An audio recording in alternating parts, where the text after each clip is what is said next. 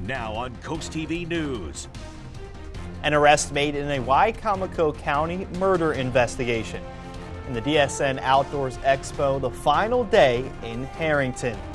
A tulip dig in Lewes this morning. And I'm continuing to track showers and storms passing over the Delmarva Peninsula, at least for the next few hours. Then we're going to pick those winds up really high into the overnight and into our Sunday. And also, I'm also tracking a beautiful stretch of weather. We'll break it all down in my full forecast here in minutes. This is CoastTV News at 6. Good evening, I'm Brandon Ferguson. Welcome to CoastTV News at 6. We begin tonight with a murder investigation in Wicomico County. On your screen now is the 200th block of Camden Avenue. That's where Maryland State Police found a 27-year-old man dead in a home last night. Here is what we know now. Maryland State Police arrested Brant John Roberts, who faces first and second-degree murder charges. Roberts is being held at the Wicomico County Detention Center as this investigation continues and is led by the state's police homicide unit. Late last night in Somerset County, there was a chicken house fire resulting in $150,000 in damages. On your screen now is that chicken house, and the office of the Maryland State Fire Marshal says no chickens were in the house at the time because it was in the process of being cleaned.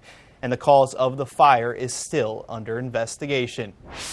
On your screen now are the weekly protests on the side of Coastal Highway in Rehoboth Beach from indivisible southern Delaware. Organizers say they had around 450 people protesting today against the Trump administration and Elon Musk. And some Americans are still dreading recession and the rising inflation. The University of Michigan's latest survey found consumer sentiment plunged 8% in April from the month before.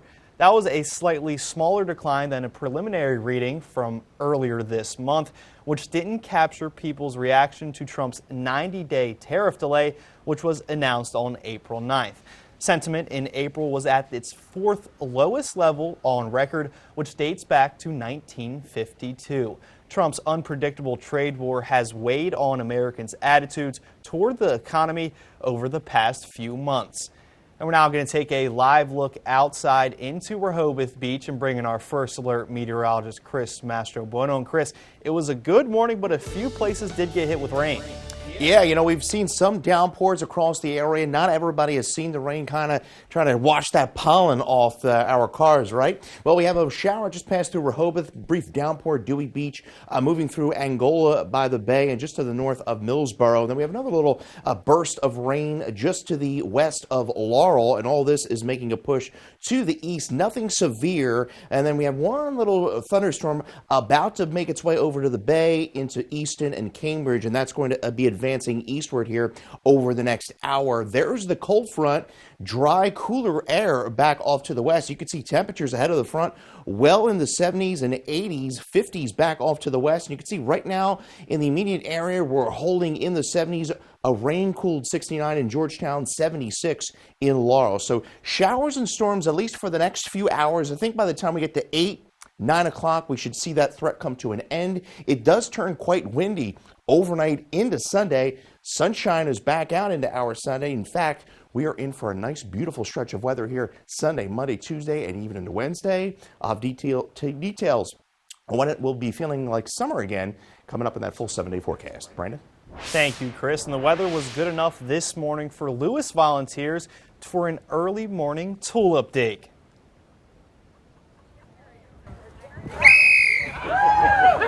One of the co-chairs of Lewes in Bloom, John Recker, says Lewes in Bloom has grown to having 460 members, and each year about 16,000 hours are donated to the city of Lewes, all to keep the city looking fresh and vibrant. We'll plant about 1,000 to 2,000 annuals in this garden. Lewes in Bloom is here to provide beauty for the city of Lewes and keep its native heritage going.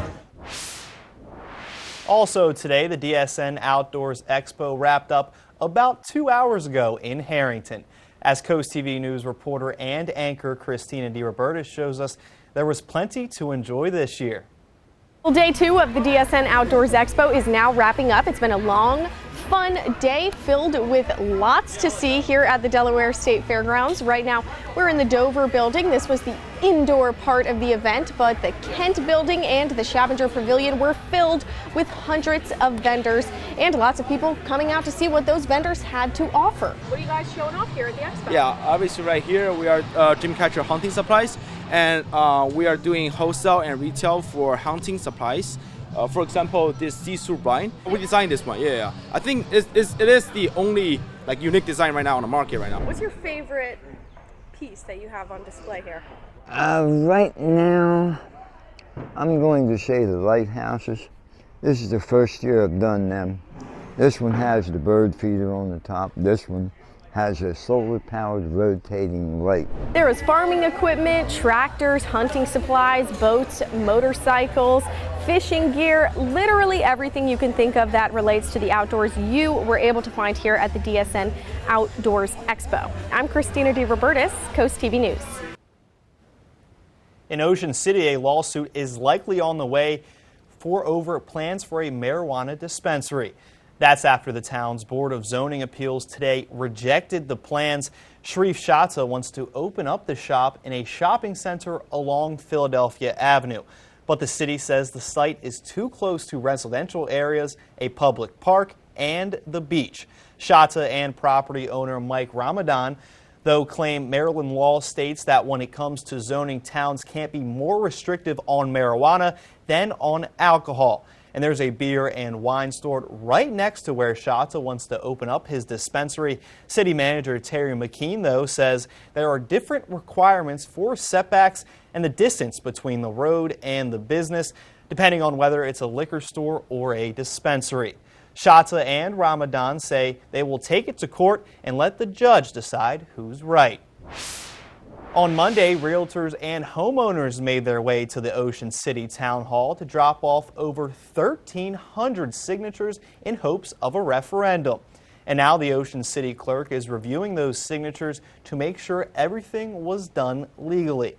Not only did they have to be signed in person, only people who voted in last Ocean City's election were allowed to sign.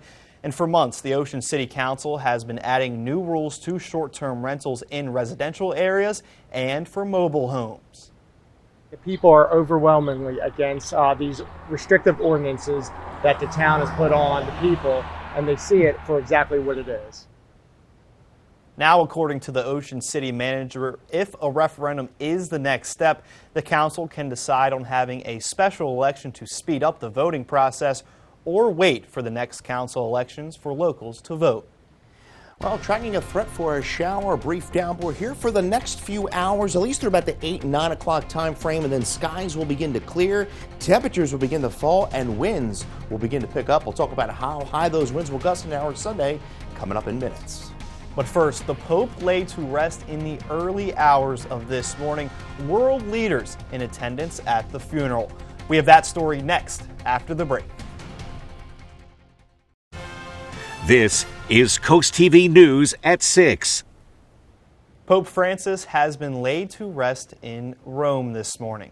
Cardinal Kevin Farrell placed a seal on Pope Francis's coffin.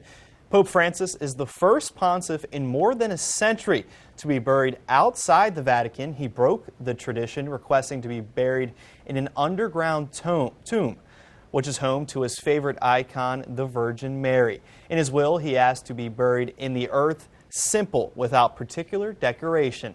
The last pope to be buried outside the Vatican was Pope Leo XIII in 1903. And on your screen now is former President Biden, seen at the funeral of Pope Francis, but he wasn't the only former U.S. leader in attendance, and current U.S. President Donald Trump was at the Pope's funeral. He met with President Zelensky today at the Vatican before Pope Francis's funeral mass. They met for about 15 minutes and agreed to talk again later today. A third round of talks between the United States and Iran is taking place today. According to an Iranian foreign ministry spokesperson, indirect talks took place between U.S. Mideast envoy Steve Witkoff and the Iranian foreign minister. They arrived in the capital city Friday and met with Omani Foreign Minister Badhar Busidi, who has mediated these two previous round of talks in Rome. And Witkoff was in Moscow on Friday meeting with Russian President Vladimir Putin. Well, we can continue to track a few showers and storms here over the next few hours through the evening, but then we settle into a pretty nice dry stretch of days, and then we turn a bit unsettled as we push towards the middle and end of next week. We'll talk about the nice warm-up coming here in the days ahead in my full 7-day forecast right after the break. Well, I hope everyone's having an enjoyable weekend. If you made it out to the DSN Sports Expo, and I'll tell you what, it's been very nice across the area for the last few days, but we've been dealing with the scattered showers and downpours throughout the day today. With cloudy skies in Cambridge, 70 degrees there, a few showers and rumbles of thunder here for the next few hours, and then skies will begin to clear as we go into the evening and overnight. You can see a heavy burst of rain just passing through Dewey Beach, making its way into Long Neck, and then down through Ocean View, very narrow area of rain there. And then we can see another spotty downpour just passing through Laurel, making its way into Delmar. And then we have one last thunderstorm pushing over the bay, making its way into Cambridge and Easton. And this is going to be pushing into the Eastern Shore and Sussex County here over the next hour. And then I think once we get past through that, we're going to begin drying out as the front pushes through and high pressure builds in. So the Storm Prediction Center had continues a marginal risk. 1 out of 5 could potentially see a damaging wind. The severe threat has been pretty low, though, throughout the day. So Futurecast shows the remainder of the showers and storms pushing through over the next hour to 2. You can see extending down to Salisbury into Ocean View. And then once we get past about 9 o'clock, I think that will be the edge of the rain will be pushing off Ocean City and Chickateague, and then we'll begin drying out. But the winds are going to be picking up out of the northwest overnight, gusting upwards of 35, even higher into our Sunday afternoon, gusting upwards of 40 in Milton, 39 to 40 mile an hour in Georgetown, and then those winds will be subsiding into the overnight Sunday and Monday. So small craft advisories are up through 6 o'clock on Sunday, 4 o'clock to our south, and then we also have a gale warning up, and we also have small craft advisories up through the bay. So you can see where we've had rain, we're in the 60s, so we've cooled in those locations, but it's been a rather mild and somewhat muggy day. Winds are out of the west, gusting upwards of 25 miles an hour. Clear skies once we get past the showers and storms. Temperatures falling into the lower to mid 40s. Across much of the area. We're gusting up to 40, sunshine Sunday, Monday, and it's really nice, in fact, Monday through Wednesday as warmth begins to build into the area. So if you're making your way out to brunch tomorrow morning, no issues, but really the wind. Mostly sunny skies, temperatures in the 50s and 60s, warming up pretty nicely tomorrow. Upper 60s for most of the area. I think some areas could touch 70 degrees. But again, the story is going to be those winds gusting upwards of 30 to 40 miles an hour. We're going to continue to see high tree pollen. Unfortunately, the rain didn't really do much today. It's a little low on the low side today, but we're going to be high tomorrow. The oak, ash, birch, the maple will continue to be high. High pressure settles in, slides off to our southeast Tuesday into Wednesday, and that will allow for some nice warmth. And then we turn a bit unsettled as we go into the latter part of the week as we deal with another cold front that's going to be pushing through. 74 in our Monday, mostly sunny skies, 80 degrees into Tuesday, 83 by Wednesday, and then we turn unsettled by week's end with a chance of showers and storms, really Thursday through Friday. We'll be back with more news next. At least 8 people are dead after an explosion at an Iranian port today. Over 750 people were also injured following the blast. The Iranian Interior Minister said crews hope to be able to extinguish the resulting fire within the next few hours. Authorities are investigating the cause of this explosion, but say it could be linked to chemical materials. In politics, the Trump administration wants to use technology to make it easier to find undocumented immigrants. Staffers from the Department of Government Efficiency are building a master database. Their goal is to pull data from various agencies, including the IRS, the Social Security Administration, and Health and Human Services. All those agencies have sensitive personal data that hasn't been used before to proactively identify immigration status. And Democratic lawmakers call this an exploitation of personal data. Coming up next, more Diddy lawsuits, but this time it's not just him being sued. We have the details next. Sean Combs' former chief of staff, Christina Karam, is accused in 3 lawsuits of aiding his alleged sex abuse. Combs faces trial in federal court next month on charges of sex trafficking, racketeering, and conspiracy and transportation to engage in prostitution. Combs has pleaded not guilty and is detained at the Metropolitan Detention Center in Brooklyn. Karam's role in Combs' trial is unclear. She has not been charged with any crimes and is not named in the indictment, which alleges Combs led a criminal enterprise. After the break here on Coast TV News at 6, as we take a live look into Salisbury, we have a final check on your forecast. Well, we had some downpours earlier in Milford, where it is currently 67 degrees with those cloudy skies. Seeing one downpour here pushing into Indian River Inlet, and then we have another shower and storm back off to the west pushing into Cambridge, but that cold front is going to be pushing through tonight. Get your forecast anytime by dialing our First Alert weather phone. We clear out for our Sunday, but it's quite windy. Gusts up to 40 miles an hour. Very nice stretch of weather here through Wednesday. Lower to mid 80s by Wednesday. And then we'll see another chance of showers and storms by the end of the week. Thanks for joining us here for Coast TV News at 6. For more news and local weather, download our Coast TV News app. Be sure to join us tonight at 11. Until then, have a great night.